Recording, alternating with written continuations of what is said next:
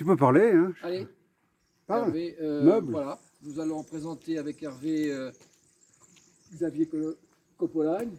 Bonjour les amis, Gérard Dijkstra et moi, Hervé Choseville, nous sommes aujourd'hui 13 avril 2022 dans le village de Marignane.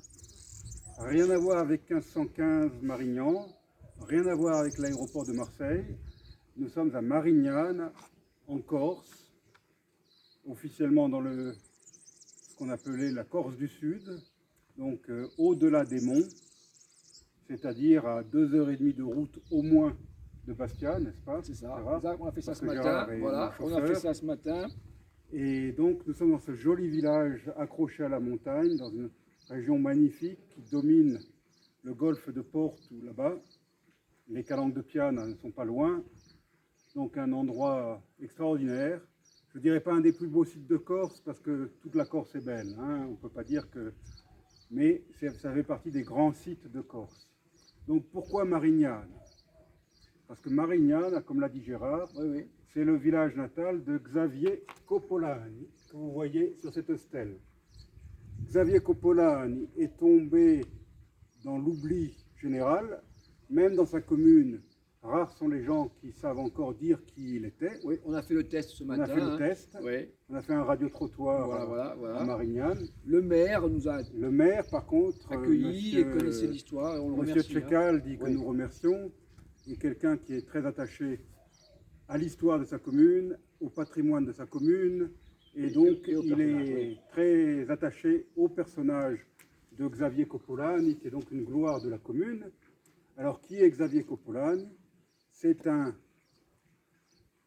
Corse qui a grandi en Algérie. Son père, Dominique, vivait en Algérie. Alors, j'ai oublié de dire qu'il est né à Marignane en 1866, Xavier Coppolagne. Ensuite, donc, il était allé en Algérie. Et c'est quelqu'un qui, un peu à contre-courant de la majorité des Français qui allaient en Algérie à l'époque, qui s'est intéressé à la culture, au peuple au pluriel, et à la religion islamique. Il a appris l'arabe. Et il est devenu par la suite fonctionnaire de l'État, certainement du ministère des colonies. Administrateur colonial. Il a été administrateur colonial. Et c'est quelqu'un qui est à mi-chemin entre l'explorateur, le linguiste, qui parlait arabe, l'ethnologue, et le, entre guillemets, colonisateur. Même si ce terme aujourd'hui a pris une connotation négative, malgré tout, c'est un colonisateur dans le bon sens du terme. Et il est parti dans ce qui est aujourd'hui la Mauritanie, qui n'existait pas, où les tribus maures se livraient à des guerres et à des vendettes incessantes. Il est parvenu, sans tirer un seul coup de fusil, à pacifier ce qui n'était pas encore la Mauritanie. Et naturellement, il en a profité, entre guillemets, pour signer un traité avec ces tribus maures pour établir la souveraineté française sur ces territoires. Et c'est lui, Xavier Coppolagne de Marignane, qui a inventé le nom Mauritanie. La Mauritanie, en tant que telle, n'existait pas. Il s'est sans doute inspiré de l'antique royaume de Mauritanie, qui ne se trouvait pas en Mauritanie, mais qui se trouvait plutôt en Algérie. Au Maghreb, oui. Au Maghreb, Algérie voilà. Actuelle, oui. Et il a eu l'idée donc de donner ce nom antique, il a simplement changé une voyelle, Mauritanie, et de donner ce nom à ce nouveau territoire dont il a lui-même dessiné les frontières. Donc la République islamique de Mauritanie actuelle doit son nom, et doit ses frontières, et doit son existence en tant que Mauritanie à un enfant de Marignane, Xavier Coppolagne. On le voit là en train de négocier, de discuter avec les leaders maures pendant cette phase donc, de négociation qu'il a menée pour amener donc, la souveraineté française sur cette partie de l'Afrique.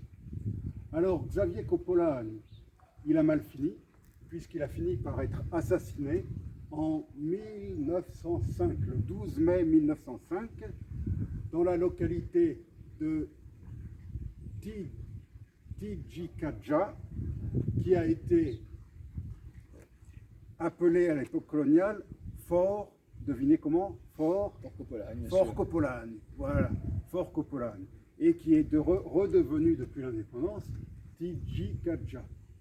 Alors, il y a sa tombe, voilà. Il y a sa tombe, qui est très bien entretenue, paraît-il. On peut en trouver des photos d'ailleurs sur Internet. Et moi, je me rappelle, j'ai jamais mis les pieds en Mauritanie, je l'avoue, mais quand j'étais au Tchad, j'ai connu un Mauritanien qui travaillait pour une ONG là-bas au Tchad, qui, quand je lui ai dit que je venais de Corse, tout de suite, il m'a dit le pays de Kopolan. Voilà. Et il m'a expliqué que la tombe de Kopolan, il fait l'objet, pas d'un pèlerinage, mais presque, parce que les Mauritaniens actuels reconnaissent encore en Kopolan le père fondateur de leur pays. Voilà, c'est ça. Voilà donc, la destinée d'un Corse singulier. La destinée d'un Corse singulier. C'était pas un colonisateur violent. On ne pourra jamais, malgré tous les efforts des bien-pensants actuels, l'accuser de génocide ou de crimes de guerre ou d'esclavagisme ou quoi que ce soit. Non. Pacifiquement, il a travaillé pour la France, c'est sûr. Et dans l'esprit du temps. Dans l'esprit du temps. Il a pensé à mais dans le plus grand respect pour la culture locale et pour la religion locale. C'est ça. Encore une fois, bon, il ne s'est jamais converti à l'islam, mais c'est quelqu'un qui a vraiment étudié l'islam, en particulier les confréries. C'était un grand spécialiste des confréries musulmanes. Il a écrit un petit livre qui est sorti à la fin du XIXe siècle sur les confréries musulmanes. Et nous finissons en disant qu'il y a un livre qui raconte la vie de... Voilà, alors son petit-neveu, je crois, a écrit un livre qui est sorti à l'Harmattan, il y a une vingtaine d'années, qu'on vous conseille, c'est la biographie de Xavier Kopolan. Voilà donc, chers amis, merci à tous, merci Hervé pour tout ça. Pour rajouter quelque chose. Je voulais non ajouter qu'on a passé un agréable moment et justement de voir ce destin d'un Corse... Un Corse dans le monde, hein, alors qu'on a souvent l'idée d'une Corse repliée. Je pense que ça c'est un poncif qu'il faut détruire.